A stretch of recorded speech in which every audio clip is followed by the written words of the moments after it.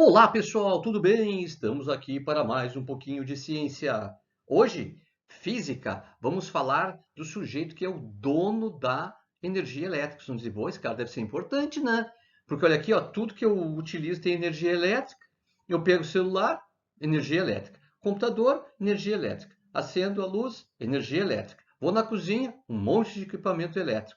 Pô, esse cara deve ser importante. Exatamente, o nome dele é elétron. Ele é o dono da energia elétrica. Agora, olha só, já deixa o likezinho aí. Não está inscrito no canal ainda? Se inscreve no canal e ativa o sininho. Show de bola, tá? E a gente continua nessa saga pelas ciências, é ou não é verdade? Muito bem, vamos falar um pouquinho do elétron. O elétron é uma partícula de carga negativa que está em uma estrutura pequena também, mas ele é menor ainda, chamada átomo. Como é que começa essa história? Bom, a história do átomo é uma história que eu posso contar em outro momento. Aqui eu quero contar a história do elétron. Na realidade, a eletricidade ela já é conhecida, estudada e trabalhada antes de se descobrir o elétron. Quem realmente descobre o elétron, coloca esse nome, elétron, é um cara chamado Thomson. É ele que vai usar a ideia de elétron. Elétron, que tem o significado de âmbar, que é lá de trás dos atritos, lá de trás, que também a gente vai fazer uma aula sobre isso, que eu quero conversar com vocês. Mas ali já tinha eletrização, ninguém sabia o que era, mas o Thomson descobre, é essa partícula chamada elétron.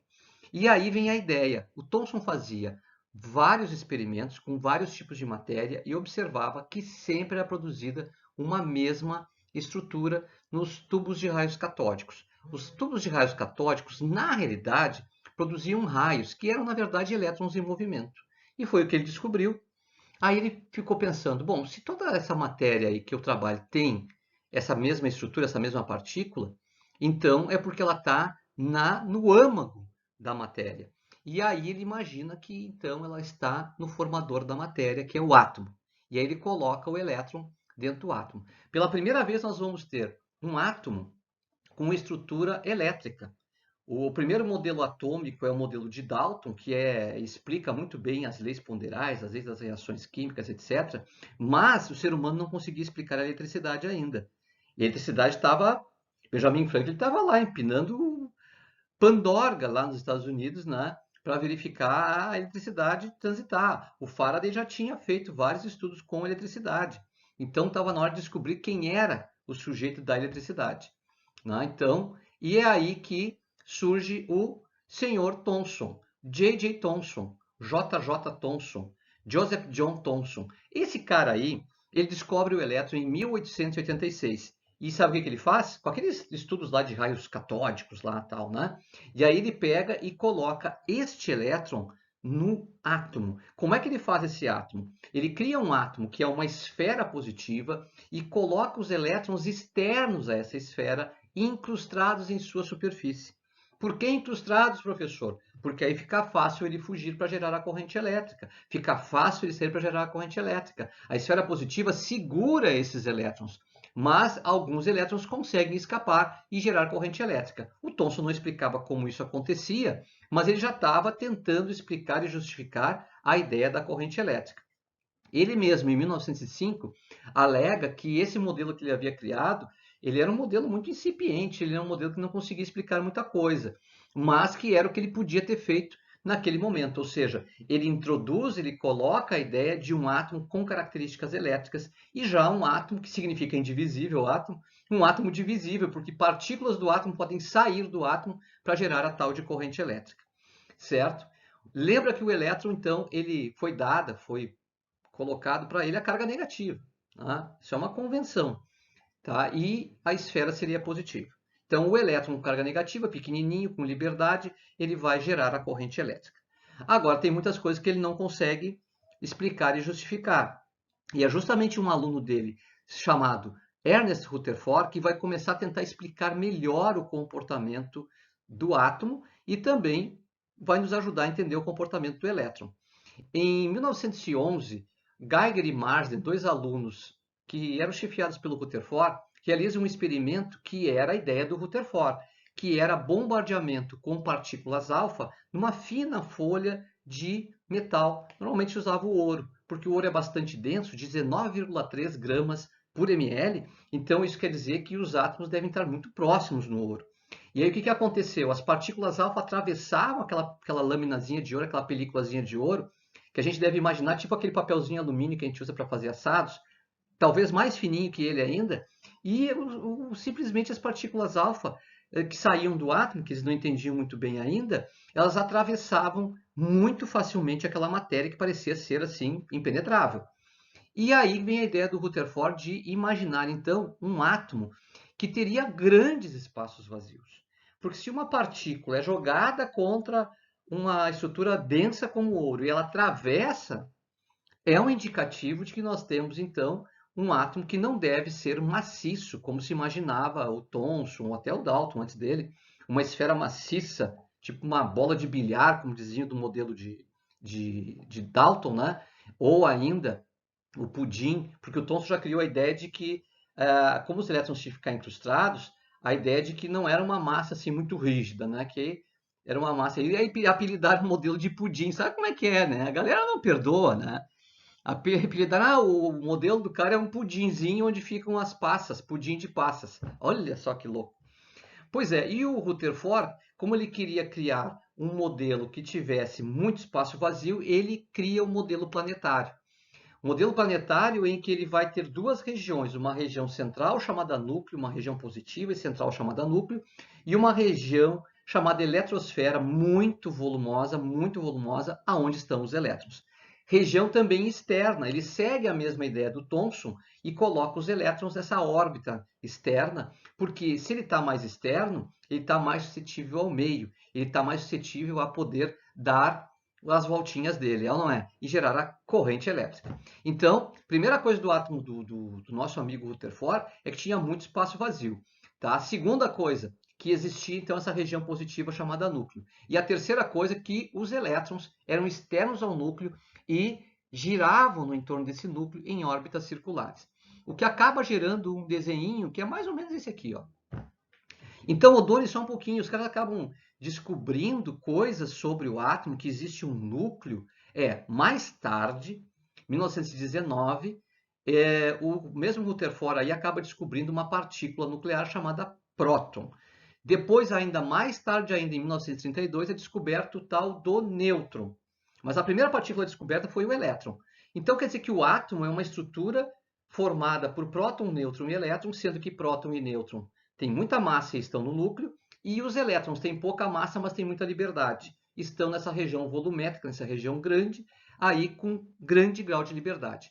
Tá? Uma coisa que eu gosto de reforçar muito, porque às vezes dá dúvida, tá? Ó, o elétron é negativo, o próton é positivo e o nêutron não tem carga. E o interessante é que, apesar do próton ser 1830 vezes maior que o elétron em termos de massa, ele tem exatamente a mesma carga do elétron. 1,6 vezes 10 na menos 19 coulomb. Já foi até calculado isso aí, gente. Olha que show esse negócio. Porém, o nosso amigo Rutherford não conseguia explicar o motivo do elétron ficar nessas órbitas. Por quê? Pensa comigo, tá? Se o núcleo é positivo e o elétron é negativo, positivo e negativo se atraem por uma força muito grande, que é a força de atração elétrica. A gente chama de força irresistível. O elétron não pode resistir à atração pelo próton. E por que ele não cai no núcleo? É justamente aí que entra um aluno do Rutherford, e agora eu acho interessante, né? Rutherford foi aluno do Thomson. E esse que eu vou falar aqui foi aluno do Rutherford, tá? Vem um aluno do Rutherford, que é o Niels Bohr, que é um sujeito muito estudioso, um bom, excelente matemático, tá? Um excelente físico também. E ele diz, eu sei porque, é na tese de doutorado dele, né, que ele vai fazer isso, ele é aluno do Rutherford, inclusive o Rutherford o orienta, tá? E aí ele diz, eu sei por que o elétron não cai no núcleo. Na verdade, a energia do elétron, ela não é uma energia qualquer, não pode ter qualquer energia. A energia do elétron é quantizada, ou seja, o Niels Bohr dá origem aos primeiros passos da famosa mecânica quântica. Ou seja, o elétron só pode ter certas energias. No caso do átomo, que tem 7 dessas órbitas, segundo esses modelos iniciais, Então são 7, então são 7 energias possíveis para o elétron. Então o elétron não pode ter qualquer energia. E aí vem a explicação. Se eu sou aluno, eu vou perguntar para o Bohr, dizer, Bohr, então por que o elétron não cai no núcleo? Porque a menor energia que o elétron pode ter é a energia da primeira órbita, a órbita mais próxima do núcleo ali. Menor que aquela energia ele não pode ter. É proibido para ele ter energias menores que aquela. Portanto, o elétron não vai cair no núcleo nunca. Ele vai estar sempre com atração elétrica pelo núcleo, mas existe um poço de potencial elétrico entre ele e o núcleo. Então, ele não vai cair no núcleo. Olha que ideia jóia, né? E essa ideia é muito importante. Tanto que o modelo, muitas vezes se fala modelo Rutherford-Bohr. Tá? O Bohr fez alguns postulados, do qual eu coloquei 2 aqui, que explicam muitas coisas também do nosso dia a dia, que são bastante importantes. Olha só como é que ficou o modelo dele. Vai dizer, o desenho é o mesmo, né, professor? É o mesmo, com um detalhezinho. Por isso que alguns chamam de modelo Rutherford-Bohr. Eu vou pegar uma outra cor aqui. Vou pegar a cor de telha, tá? Olha aqui, ó. A primeira órbita com energia E1 e a segunda órbita com energia E2. Tá? Então, o elétron tem determinadas energias. As energias do elétron são quantizadas. Tá? E aí vem a ideia. Somente algumas energias ele pode ter, outras ele não pode ter. Então, por isso que ele fica nessas camadas que são aonde ele tem as energias permitidas. Tá bom? Agora, olha só, os dois postulados dele. Primeiro, ele diz o seguinte: um elétron que absorve energia, ele dá um salto quântico, ele pula para regiões mais externas, para órbitas mais externas. Porque pensa comigo, se a E1 é a de menor energia, vamos botar menor E aqui, menor energia, isso quer dizer que a energia das órbitas, a energia dos elétrons, cresce para fora. Então, nesse sentido que eu estou colocando aquela seta ali, no desenho, olha o desenho ali, tá, que eu coloquei a seta, a energia cresce. Então, quanto mais longe do núcleo está o elétron, mais energia ele tem. Só que pode acontecer do elétron ganhar tanta energia que ele escapa da atração nuclear. E se vários elétrons de vários átomos escapam da atração nuclear e vão na mesma direção, está gerada a corrente elétrica. E aí a gente fica pensando, pô, o cara vai ter bastante energia, né, professor? Porque para sair do átomo, ele já tem que ter ganho bastante energia para poder sair do átomo. Exatamente. E essa energia que ele carrega é que chama-se de energia elétrica. Tá? Agora, tem uma coisa interessante que ele fala, eu vou só citar aqui, que lá para estudo de ondas é bem interessante. O elétron que pula e que vai para órbitas mais externas, ele pode voltar. E ao voltar, essa energia que ele vai ter em excesso, ele libera na forma de ondas eletromagnéticas. Sei eu, luz vermelha, luz verde, luz visível, tá? Ultravioleta, raios-x, ondas eletromagnéticas. Então, nesse momento, o Bohr também mostra para nós da onde vêm as ondas eletromagnéticas. Vamos só fazer ver um detalhezinho aqui. Imagina só que este elétron aqui, ó, absorve uma energia, tá, do meio, ele já tem uma energia E2, ele absorve uma energia e ele dá um salto quântico e foge da atração nuclear, tá? Então, esse elétron está livre da atração nuclear. Ele está pronto, esse elétron, para gerar corrente elétrica. E que energia ele tem? Ele tem a energia que ele absorveu, mais a energia da órbita.